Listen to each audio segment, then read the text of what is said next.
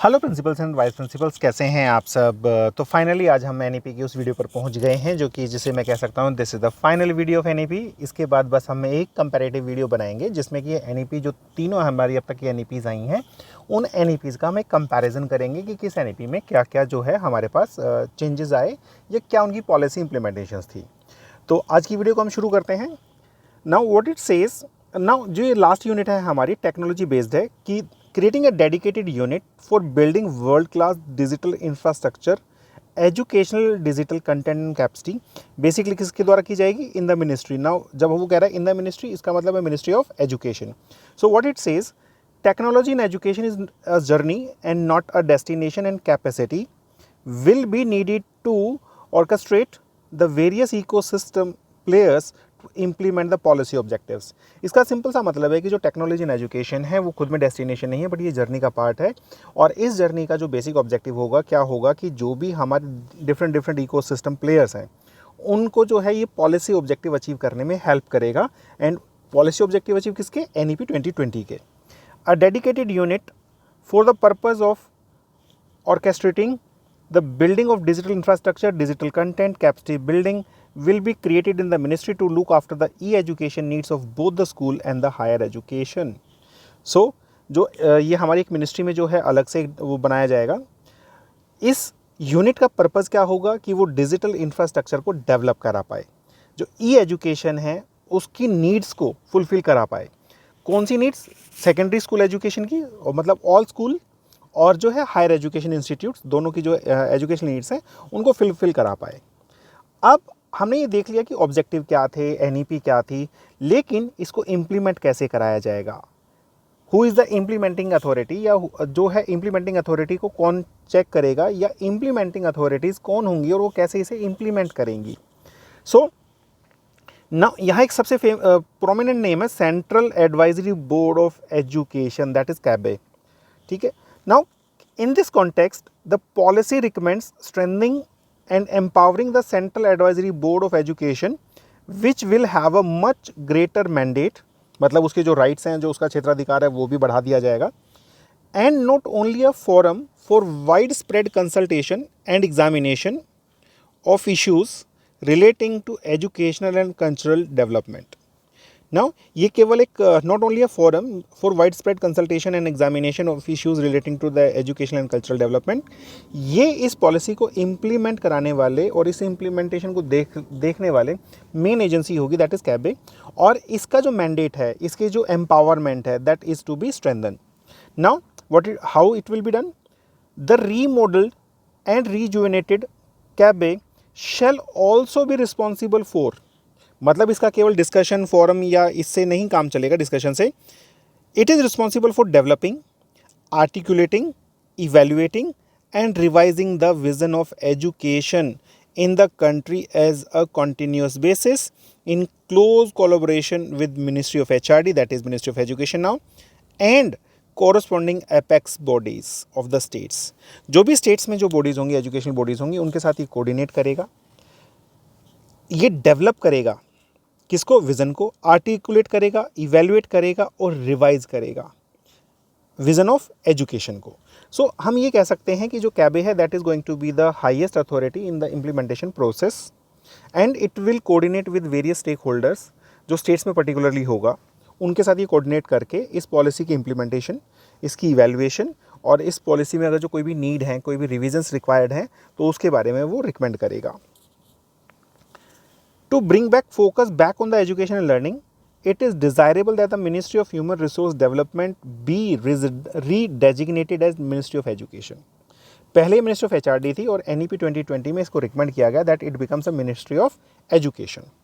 Now finances के बारे में बात करते हैं।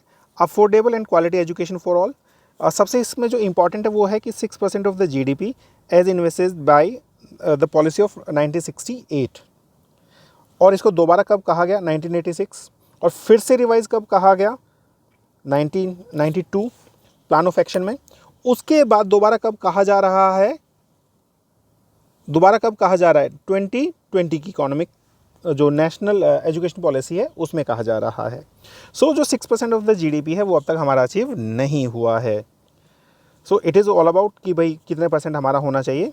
The central and state will work together to increase the public investment in education sector to reach 6% of GDP at the earliest. Again it is reiterated कि भाई 2020 की जो NEP है वो भी यही कह रही कि 6% किया जाए। और 6% जो है सबसे पहला क्वेश्चन यही आता है कि कब से स्टार्ट हुआ था, bye the policy of 1968, Kothari commission की जो रिकमेंडेशन थी उसके बेसिस पे। In particular, financial support will be provided to various critical elements and components of education, such as ensuring universal access। तो universal access के लिए भी पैसा दिया जाएगा, लर्निंग रिसोर्सेज को डेवलप करने के लिए दिया जाएगा, न्यूट्रिशनल सपोर्ट के लिए जो मिड डे मील है या जो हेल्दी ब्रेकफास्ट है उसके लिए पैसा दिया जाएगा, मैटर्स ऑफ स्टूडेंट सेफ्टी जैसे बिल्डिंग सेफ्टी के लिए दिया जाएगा, and wellbeing, adequate number of teachers, staff, teacher development and support for all key initiatives towards equitable high quality education for underprivileged and socio-economically disadvantaged group। Basically जो भी हमारे education के related जो भी एस्पेक्ट्स होते हैं सबके लिए फाइनेंसिंग अलाउ की जाएगी। देखिए नाउ अब इसमें है क्या, इस पर्टिकुलर जो पार्ट है पैराग्राफ है, इसमें से क्वेश्चन जो है अगर कोई भी क्वेश्चन आएगा और आपने NEP का विजन पढ़ा हुआ, यू कैन ईजिली, क्योंकि इसमें कोई ट्रिकी पार्ट या कोई ऐसा स्ट्रेट फॉरवर्ड या कट शॉर्ट आंसर्स नहीं है। आपको भी पता है कि बीइंग लॉजिकल, जब हमने विजन और मिशन देख लिया है इसका, तो एजुकेशन के जितने भी एस्पेक्ट्स होंगे सबको फाइनेंस करने की जो जिम्मेदारी है वो गवर्नमेंट की है। In addition to one time expenditure capital expenditure होते हैं हमारे, primarily related to infrastructure and resources. जो वन टाइम एक्सपेंडिचर वो किस पे होते हैं, रिसोर्सेज और इंफ्रास्ट्रक्चर पे होते हैं। This policy identifies the following key long term thrust areas for financing to cultivate an education system. Now देखो यहाँ क्वेश्चन आ सकता है कि जो वन टाइम होते हैं, वन टाइम एक्सपेंडिचर एजुकेशन किस पे होते हैं, इंफ्रास्ट्रक्चर और रिसोर्सेज पे होते हैं। उसके बाद जो ये पॉलिसी है ये लॉन्ग टर्म थर्स्ट एरियाज को भी आइडेंटिफाई कर रही है, जिसमें universal provisioning of quality early childhood care and education, क्योंकि इस बार जो है वो एज 3 से स्टार्ट किया है, तो 3 ईयर्स की एज पे जो स्टूडेंट एनरोल करेगा उनके लिए जो है हमें क्वालिटी प्रोविज़न करना पड़ेगा, क्वालिटी और यूनिवर्सल प्रोविज़न करना पड़ेगा for ECC। Ensuring foundational literacy and numeracy, इसके ऊपर एक्सपेंडिचर होगा। Providing adequate and appropriate resourcing for school complex and clusters, you know the school complex cluster, ये हम पहले की वीडियोज़ में देख चुके हैं कि इनके लिए हमें फाइनेंस देना होगा। Providing food and nutrition, breakfast and mid day meal, जैसे आपने दिल्ली में देखा कि इस बार तो BTWD की जो है हमारे पास वो आई थी, चॉकलेट्स आई थी, that is protein bars. Investing in teacher education and continuing professional development of teachers, revamping colleges and universities to foster excellence, cultivating research, extensive use of technology and online education।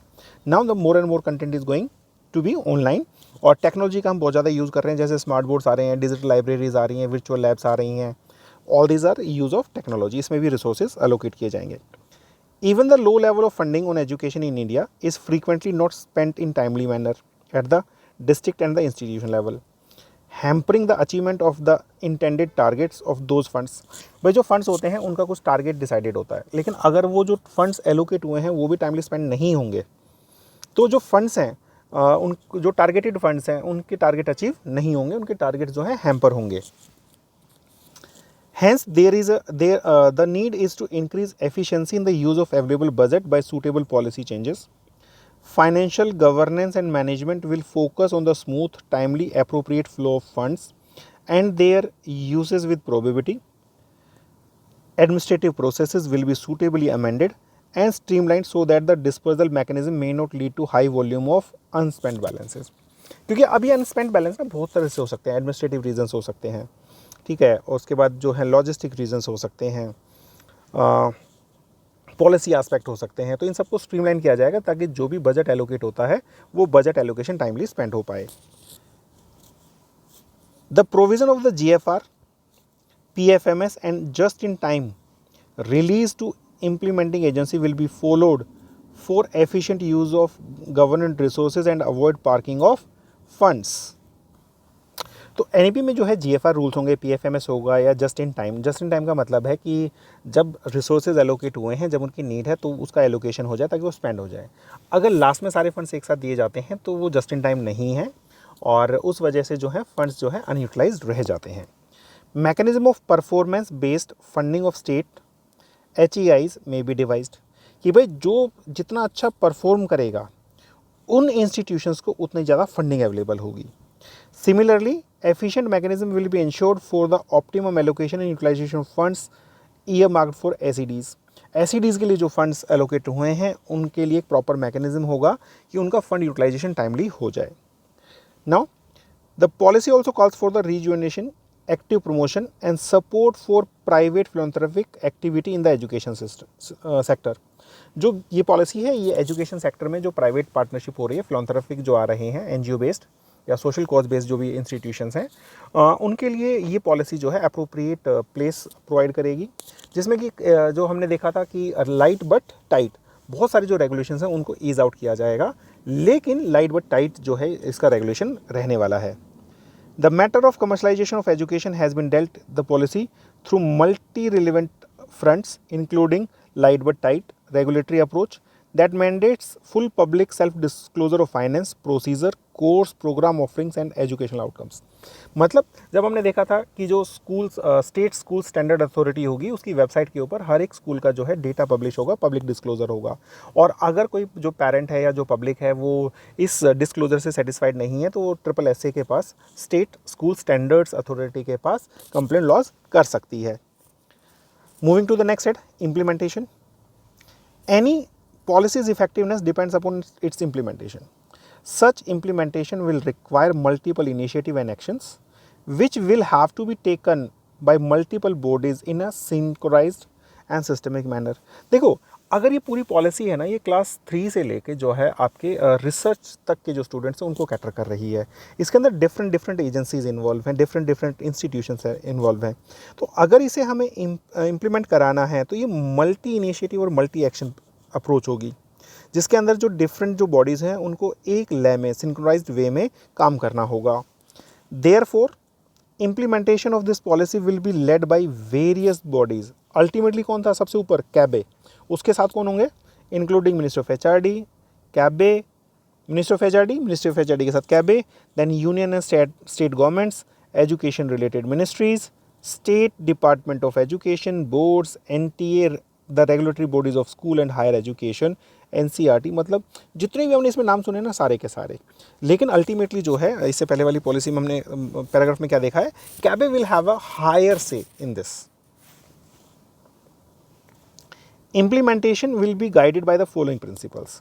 सबसे पहले ये question आया हुआ था last time examination में कि implementation will be guided by the following principle. First, implementation of the spirit and intent of the policy will be the most critical manner.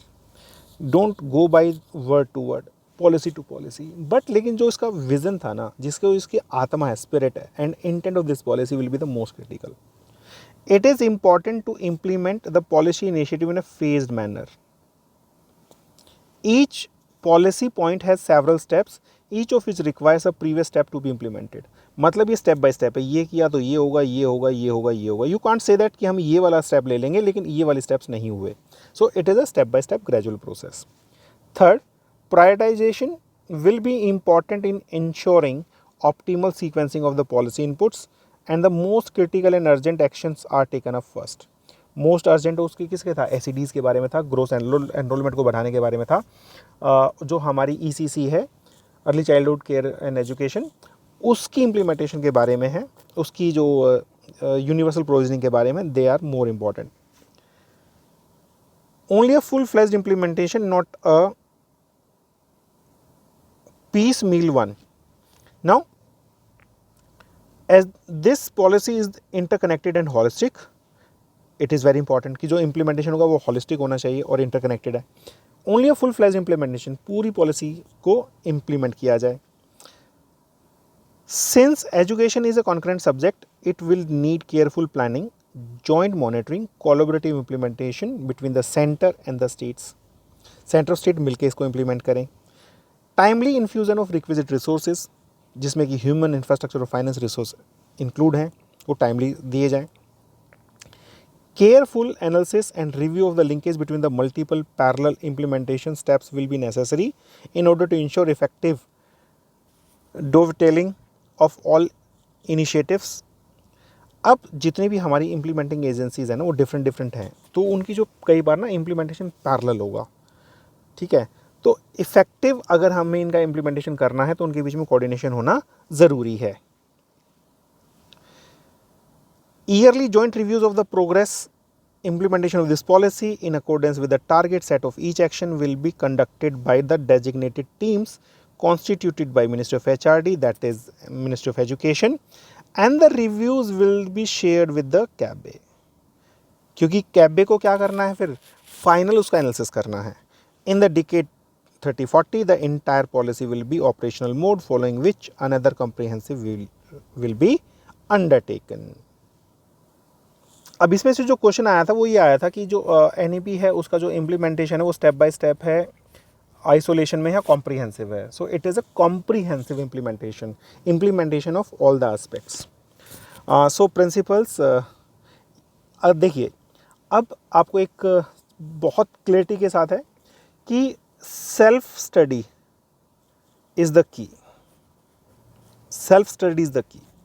जितने आप फाइन लाइंस ढूंढेंगे अपने नोट्स में, नोट्स इन द सेंस जो भी resources available हैं PDF form में, आप उसका प्रिंट आउट ले लें, उसके अंदर रिसोर्सेज ढूंढें.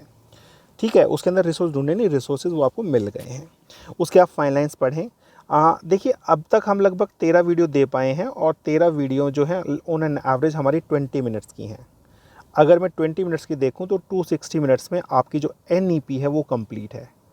तो अगर आप देखते हैं तो in about 5 hours your NEP is done. 5 hours your NEP is done. Now NEP mock test you should do. NEP mock test के बाद revisit. Now revisit the PDF. Underline करो उसको कि जहाँ से कोई गलती हुई है. ठीक है, उसके बाद आप उसे ज़िंदगी में कभी नहीं भूलेंगे.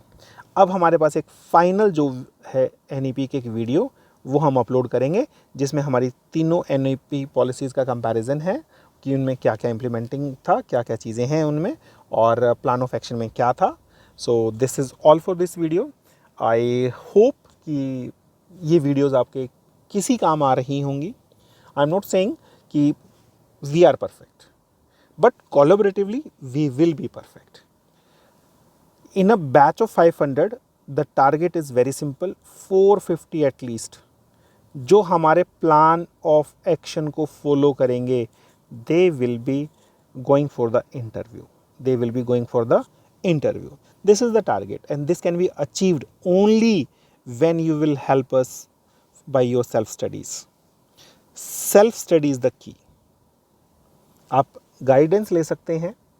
गाइडेंस के बाद अगर आपको सेल्फ स्टडी का टाइम नहीं निकाल पा रहे हैं तो आप प्लीज़ निकालिए, क्योंकि खाली वीडियो से कोई कंटेंट 100% कवर नहीं होता. It is a guiding principles कि भाई ऐसे ऐसे है, इसको समझने में आसानी होगी, but ultimately self study is the key. So thank you principles and vice principles. Hope you find this video somewhat useful. Thank you.